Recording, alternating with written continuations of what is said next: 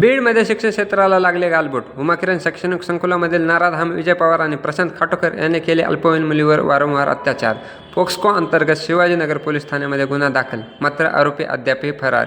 आरोपींना फरार होण्यासाठी स्थानिक आमदार आणि त्याच्या पीएने केले सहकार्य अशी पालकांचे म्हणणे. आम्ही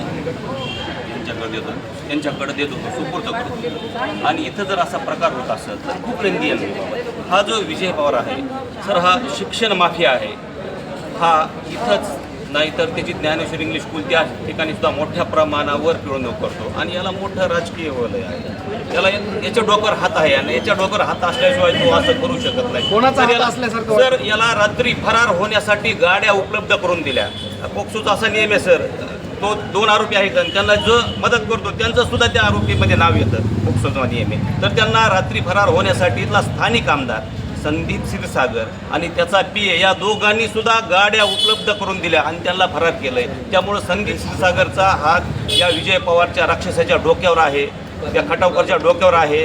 आणि जोपर्यंत त्यांना अटक होत नाही तोपर्यंत हे लॉक उघडण्यात येणार नाही आणि होणारं आंदोलन आमच्या ह्याच्यापेक्षा सुद्धा तीव्र असेल. आणखी एक मागणी आहे, सर्व CCTV फुटेज प्रशासनाने ताब्यात घ्यावेत. आणखी काळे पांढरं तुम्हाला पाहायला भेटेल. प्रत्येक जे त्यांच्या प्रायव्हेट रूम आहेत त्यांच्या CCTV फुटेज ताब्यात घ्यावं ही आमची विनंती आहे प्रशासनाला.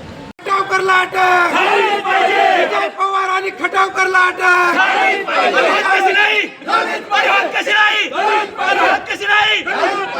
आणि या विजय पवारचं करायचं काय, या खटावकरचं करायचं काय, अरे या विजय पवारचं करायचं काय. नराधामाला कारवाई, नराधामावर कारवाई.